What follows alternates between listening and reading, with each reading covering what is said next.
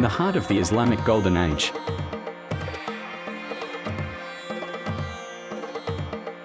When Baghdad was the center of the world, powerful women shaped an empire, their stories, long overshadowed by time, reveal a world where female influence reached from the palace courts to the bustling streets of the capital. The Abbasid Empire, stretching from 750 to 1258 CE, witnessed not just scientific and cultural achievements, but also the rise of remarkable women who wielded power in ways that challenge our modern assumptions. Next we go to Yemen, where there was an influential woman during the Abbasid period, Khayzuran binti Atta was a great servant woman. She has had a beautiful face and understanding of politics. She came from Yemen, then she was taken to live in the harem. Harem is the part of the caliph's palace reserved for women, including wives, concubines, daughters, sisters, and female servants. After marrying the Caliph al-Mahdi, she became the queen and personal advisor to her husband. She had two children, namely al-Hadi and al-Harun. Khayzuran played a big role in the Abbasid period in terms of politics, economy, and society. Khayzuran was a rich woman at that time, and she used her wealth for national infrastructure, such as the air, construction of mosques and hospitals.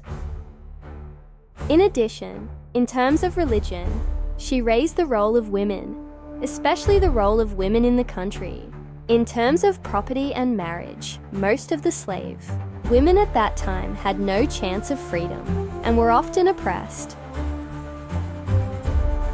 Khayzuran played a major role in influencing her husband's political and administrative decisions because she was a personal advisor at that time.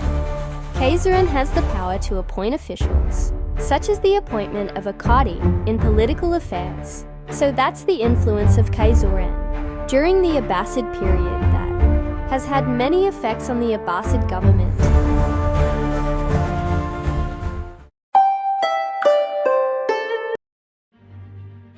The Abbasid court was a beacon of cultural achievement, and women were central to this flowering. Princess Aliyah bint al-Mahdi wasn't just born into power. She became one of the era's most celebrated poets and musicians. Women like Zubaydah bint Jafar used their wealth and influence to become major patrons of the arts. Under their sponsorship, poets flourished, libraries grew, and scholarly works were preserved for future generations. In the Caliphate, as in the rest of the medieval world, few women held high status in their own right. The women of the Abbasid era enjoyed rights that might surprise modern viewers. They owned property, had access to education, and ran business. Court records show women managing vast estates, engaging in commerce, and exercising significant economic power. Notable examples include women from affluent or aristocratic families who managed endowments and participated in international trade networks. Female scholars taught in mosques and schools. Women served as physicians, treating both male and female patients. The famous Shifa bint Abdullah was known for her expertise in medicine and was appointed as the market inspector of Medina. This role involved ensuring fairness in trade, preventing fraudulent practices, and maintaining ethical standards in the marketplace.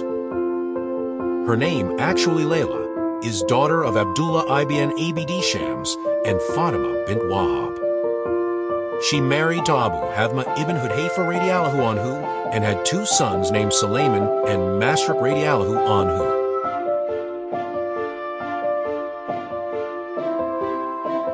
Shifa bint Abdullah was a notable companion of the Prophet Muhammad and is remembered for her wisdom, knowledge, and contributions to society. Al-Shifa was one of the few women who could actually read and write in Mecca. She acquired the skill of reading and writing of literacy.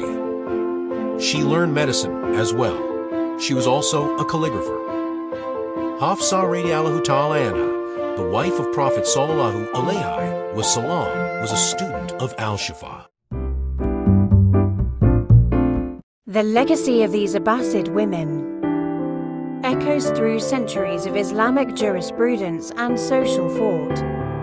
Their stories remind us that female empowerment has deep historical roots in the Islamic world.